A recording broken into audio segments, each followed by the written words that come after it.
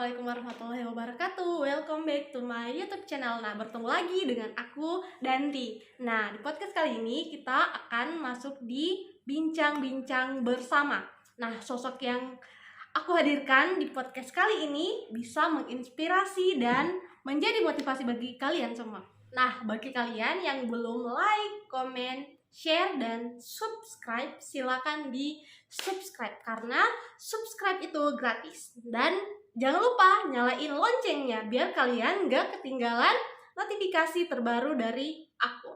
Ini dia sosok yang akan berbagi cerita, pengalaman, dan memotivasi kita pada siang hari ini. Nah, aku akan memperkenalkan ke kalian.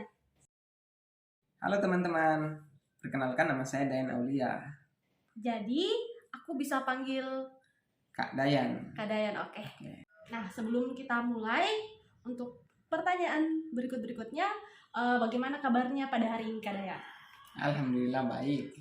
Terus pasti kita kepo tuh, pasti teman-teman di rumah pasti kepo. Apa sih kesibukannya sekarang Kak Dayan ini? Untuk saat ini saya sedang bekerja di Dinas Tanaman Pangan dan Hortikultura Kabupaten Kolaka. Oh, jadi statusnya ini masih honor kah atau sudah jadi pegawai tetap di sana? Untuk saat ini status saya sudah jadi PNS di kantor tersebut. Oh, nah ini pasti kalian penasaran kenapa bisa menjadi pegawai tetap alias PNS yang seperti idaman dari orang-orang di luar sana, termasuk saya. Oke. Jadi pertanyaan saya adalah yang pertama, kenapa sih harus mendaftar jadi PNS? Kenapa bukan profesi yang lain begitu? Karena menurut saya itu menjadi seorang PNS itu, dengan menjadi PNS kita bisa melayani masyarakat. Oh, ya. Itu salah satu yang penting itu. Saya senang berinteraksi dengan masyarakat. Nah, jadi saya termotivasi untuk menjadi PNS. Kemudian itu juga merupakan cita-cita dari orang tua saya. Jadi saya ingin mewujudkannya sehingga mereka bisa senang gitu. Oh, jadi kalian ini pas setelah selesai kuliah langsung daftar PNS atau sebelumnya punya pekerjaan yang lain begitu? Oh ya, jadi begini perjalanan karir saya begini. Pada saat selesai kuliah, saya dulu sempat Bekerja di salah satu perusahaan gitu. Iya, sempat bekerja di salah satu perusahaan. Itu pun prosesnya agak rumit. Jadi saya mulai waktu habis kuliah, saya nganggur dulu 1 tahun. Habis itu sudah bosan nganggur, mulailah buka-buka loker, apa Saya saja. potong dulu. Kenapa harus nganggur dulu 1 bulan itu atau bagaimana sih? Karena waktu itu hari-hari terlalu full belajar, jadi kayak otak agak jenuh begitu. Saya ingin istirahat saja, free begitu, tanpa ada yang dipikirkan. Free selama 1 tahun, akhirnya jenuh juga dan mulai ada inisiatif untuk mencari kerja gitu. Oh, jadi kerja dulu di suatu perusahaan itu berapa lama? Terus persiapannya bagaimana saat mendaftar CPNS itu? Jadi pas lagi bekerja sambil mempersiapkan atau resign dulu baru mempersiapkan untuk masuk ke pendaftaran CPNS? Oke, jadi begini. Awalnya itu teman saya ajak bekerja, ada loker yang terbuka di percetakan. Oh, ya. Nah, kemudian kami tes dan alhamdulillah lolos. Wah. Saya itu kerja selama sekitar 3 bulan. Dan akhirnya COVID datang. Oh, itu Pekerjaan kayaknya tahun 2020 deh, awal, ya kan? Iya, 2020 awal. Akhirnya gara-gara COVID saya terhenti lagi. Tadi gimana? Jadi setelah saya nganggur selama 1 tahun, saya coba-coba mencari loker. Dan kebetulan waktu itu dibuka loker desain grafis. Oh, ya. Dan itu merupakan salah satu hobi saya. Oh, iya. Awalnya saya iseng-iseng daftar. Ternyata lolos. Saya berhasil mengalahkan 40 orang. Dari 40 orang itu hanya saya yang tersisa. Ya, alhamdulillah. Oh, jadi dari 40 orang, kuotanya tuh diterima ada berapa orang? Hanya untuk memperebutkan 1 kursi. 40 guys. 10. Dan luar biasa ya, itu saingan saya desainnya bagus-bagus semua ya. Saya juga tidak nyangka bisa sampai di situ. Jadi pas lolosnya itu hasil desain yang dihasilkan untuk bisa lolos itu apa? Waktu itu kami disuruh mendesain promo. Jadi dikasih tema, promonya itu promo Merdeka, buat desain semenarik mungkin. Merdeka apa ini? Merdeka Indonesia dalam Merdeka. Rangka 17 Agustus. Oh, tahun. Dan lebih konyolnya lagi, kami dikasih waktu 2 jam untuk mendesain. pada saat tinggal setengah jam, laptop saya mati. Oh, Wah, konsentrasi mulai buyar tuh. Dan akhirnya saya terpaksa mendesain ulang. Tapi gara-gara situasi tertekan begitu, ide-ide kreatif saya malah muncul gitu. oh Gitu. jadi harus ditekan dulu, harus waktunya mepet dulu, baru inspirasi itu luar biasa. Luar biasa. Mas, justru pada saat tertekan malah bisa menghasilkan sesuatu yang kreatif. Oh, ini harus ditekan-tekan dulu, baru bisa menghasilkan ide kayak gitu.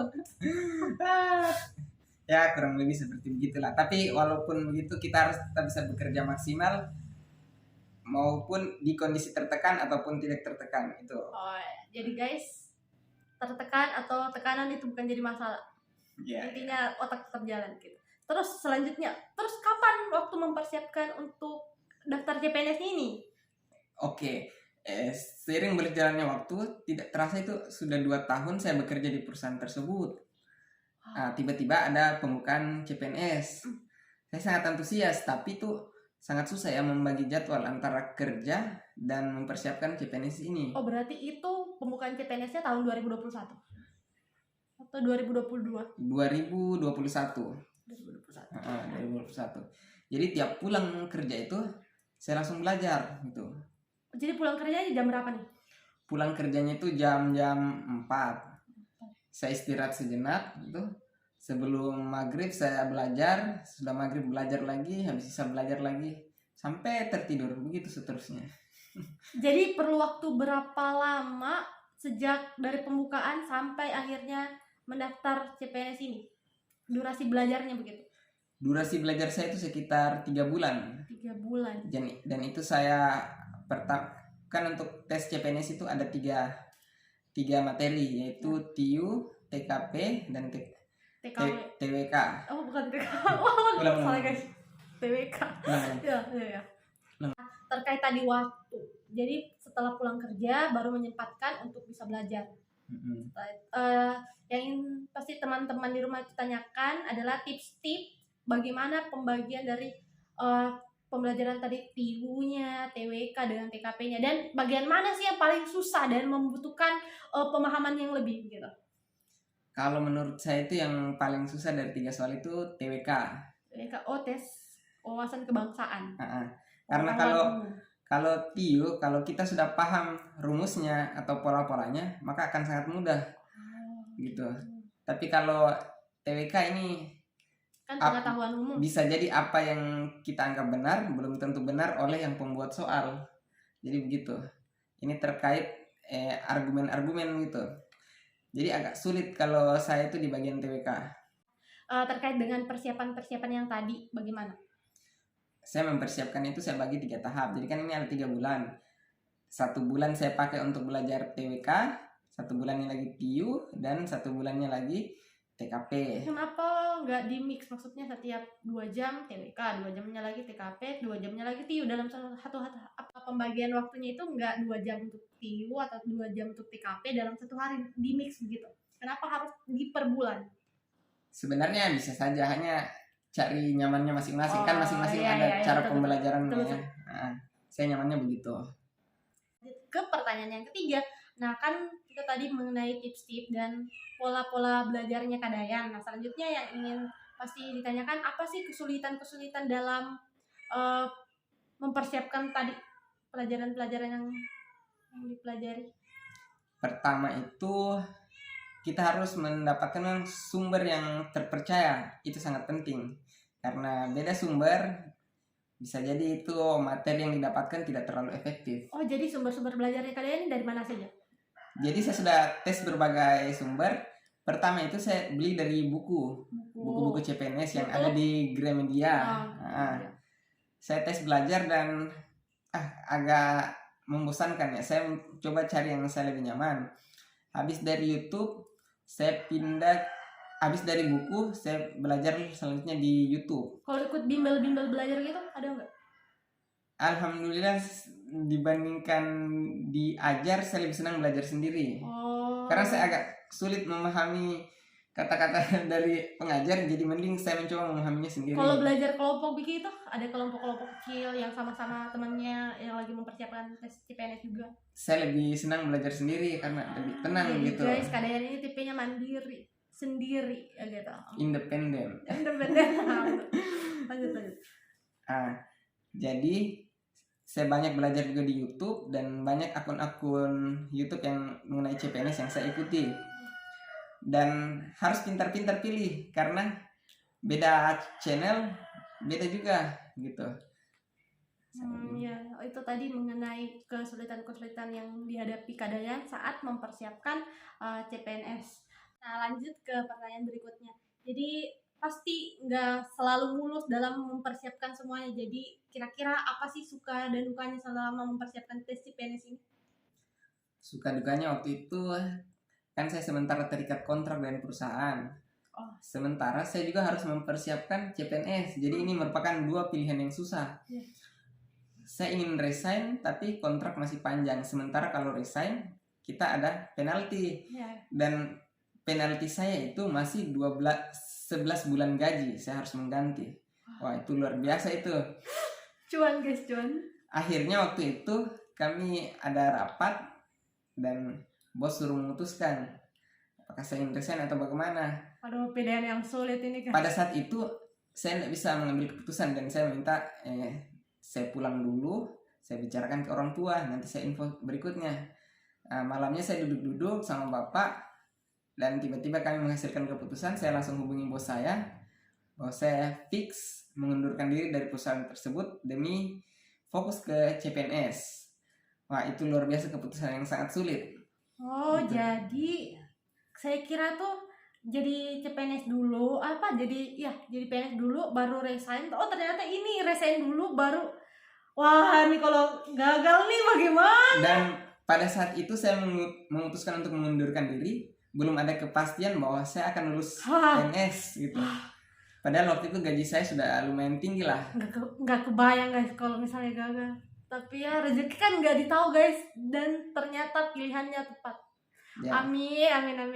Disitulah memang kita butuh pengorbanan gitu. Oke.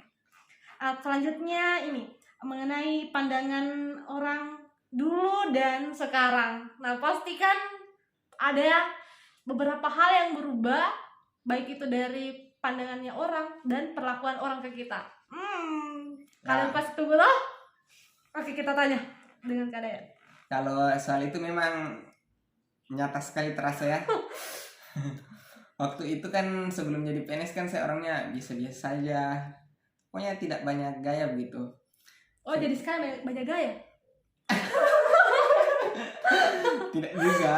Bercanda guys. Saya terlalu tegang. Nah, jadi gini, pada saat berserang berapa bulan, teman-teman saya yang lalu tahu bahwa, saya sudah lulus PNS nih. Oh, jadi tunggu dulu, saya potong. Jadi setelah resign itu jedanya berapa bulan setelah mau ke tes CPNS ini? Pada saat saya resign itu sudah sementara berlangsung tes. Jadi kan ada 3 rangkaian tes. Dan ini sudah menuju ke rangkaian tes terakhir gitu. Tapi belum ada kepastian akan lulus atau tidak gitu. Pilihan guys. Tapi tetap kita harus memilih. Nggak bisa. Dan setelah 3 bulan saya lulus, dampaknya itu mulai terasa. Jadi mulai ada nomor-nomor asing, bahkan guys, mungkin minta pulsa. Bahkan mantan mulai timbul kembali begitu. Ada saja nomor-nomor yang Dayan, apa kabar? Halo, siapa? Temanku dulu ini. Temanku kayaknya yang ini. Bahkan bukan teman akrab ketika kuliah, pada saat SMS itu langsung, halo saudara. Wah, kita saudara dari mana nih? Saya bingung kan? Baik. Gitu, banyak yang mengaku saudara begitu. Tapi pasti ada hal yang positif yang bisa diambil dari kejadian-kejadian ini. Oh iya, ada. Kira-kira apa kalian? Ya itulah, maksudnya berteman jangan pilih-pilih lah. Walaupun teman kita untuk saat ini belum jadi apa-apa, itu jangan kita rendahkan dia, tetap kita baik. Karena kita tidak tahu rezeki orang nanti ke depannya bagaimana gitu. Ya. Jadi terus selanjutnya pertanyaan yang berikutnya adalah apa sih progresnya Kadayan untuk beberapa tahun ke depan, atau cita-cita yang belum Kadayan raih gitu ya, atau yang ingin Kadayan capai apa?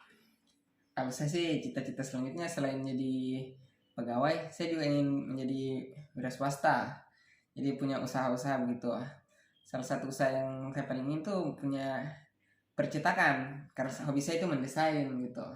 Kebetulan di tempat saya kerja itu usaha-usaha begitu masih jarang. Dan selain menjadi percetakan, saya juga hobi masak. Pengen juga punya rumah makan gitu. Oh, Gitu. jadi semuanya berawal dari hobi guys, bisa menghasilkan cuan. Bahkan saya juga hobi berkebun, jadi hasil kebun multi saya talenta. itu bisa saya olah di rumah makan saya begitu. Jadi begitu. Luar biasa, cita-cita yang sangat mulia guys, dan menghasilkan uang. Jadi lanjut, pertanyaan yang berikutnya, 3 kata untuk pekerjaan Kadayan yang sekarang. 3 kata untuk pekerjaan saya sekarang ini. Yang pertama itu alhamdulillah, itu yang nomor 1 Harus itu. bersyukur sama Tuhan guys. Yang kedua, nggak nyangka ya, itu nggak nyangka. Impossible.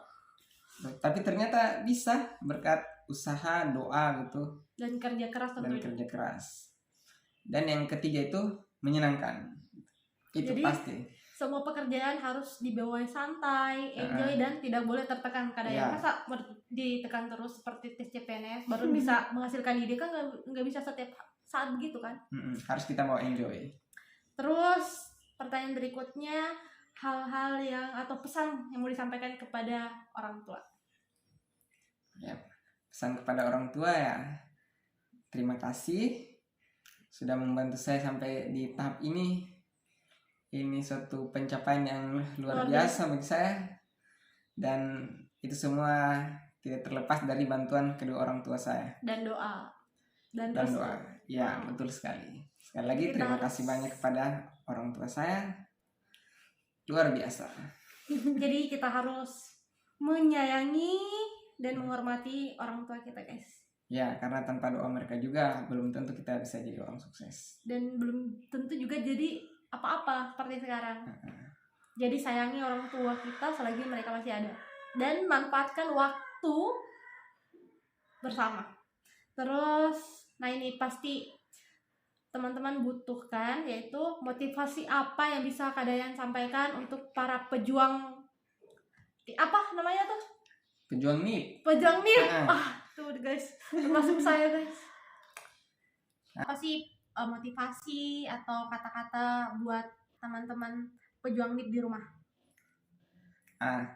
Kalau motivasi dari saya ini, pertama itu perbaiki niat kalian. Kemudian seimbangkan antara usaha dan doa.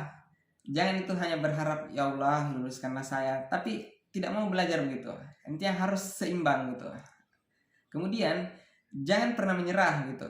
Contoh dari saya, di tes pertama saya itu kami ada 40 orang juga. Kemudian dari 40 orang itu yang mau diambil 1. Jadi 1 itu nanti akan dipilih dieliminasi dulu menjadi 3 orang, kemudian dipilih 1. Dan saya urutan keempat. Wah, pedih sekali itu rasanya. Saya rasanya ingin balik kayak nyerah, mau pulang saja mungkin. Ya, harusnya pakai kacau sekali, kayak dunia terasa runtuh begitu. Tapi dari kekalahan di situ saya tidak mau menyerah, saya terus berusaha. Saya mempersiapkan diri untuk tes CPNS berikutnya, dan alhamdulillah berkat usaha dan kerja keras serta pantang menyerah dari saya, di tes yang kedua saya peringkat pertama. Itu yang pertama. Tuh, perlu dicatat buat teman-teman tuh. Jadi jangan pesimis dulu. Ya. Merasa down gitu. Itu penting itu. Pertanyaan yang berikutnya, jangan bosan-bosan ya guys, kalian harus nonton terus video ini. Terus pertanyaannya itu, hal-hal yang orang tidak tahu tentang saya. 3 kata. 3 kata ya. Pendiam. Kemudian lebih senang menyelesaikan semua sendiri. Independen ya, lebih tepatnya independen. Dan yang terakhir, pemalu. Kau kayak putri malu. Jadi dia di putra malu guys, putra malu. Putra malu. Nah, Kan sudah ada pekerjaannya toh, sudah lulus juga kuliah. Masalah percintaan guys, pasti kalian kepo. Jadi apa nih pertanyaannya? Kapan sudah adakah? Adakah? Untuk saat ini ada Ya. Tinggal guys. ditunggu saja kapan akan go public gitu. Ya. Jadi ya begitu. Nah, kan tadi udah dijawab, udah punya guys. Baru mau daftar. Kecewa. Boleh. Terus kira-kira kapan? Mungkin saya bisa diundang di acara pernikahan itu. Nah, tunggu aja. Kalau bukan hari Sabtu, hari Minggu. Nah, maksudnya berapa tahun, di usia berapa gitu. Kamu- Mungkin usia 30. Ya, usia 28 mungkin. Saya masih ingin menikmati gaji bujang saya gitu. Menikmati. Kita udah memasuki ke season terakhir, padahal masih mau bincang-bincang guys. Mungkin kalau misalnya ada pertanyaan-pertanyaan, silakan di kolom komentar atau bisa mungkin di chat pribadi. Tapi kayaknya menerima kan chat pribadi. Tidak menerima chat. Oke. Jomblo. Nah, jadi pertanyaan terakhirnya itu, kira-kira Kak Dayan apa progres ke depan mengenai karir atau pekerjaannya sekarang? Untuk saat ini saya masih bingung antara mau lanjut S2 atau mau melamar wanita idaman saya. Itu saat ini. Saya masih bimbang. Ke pertanyaan yang terakhir, akhirnya kita tiba juga di sisi ini. Padahal masih banyak yang perlu kita sharing. Dan jadi pertanyaan terakhir untuk Kak Dayan, apa progres ke depannya? Untuk progres ke depan, saya rencana untuk lanjut S2 di IPB. Jauh Gitu. guys, jauh. Ya mungkin sekitar 2 tahun lah meninggalkan tugas gitu. Tapi dan harapan ke depannya bisa lebih baik lagi. Itu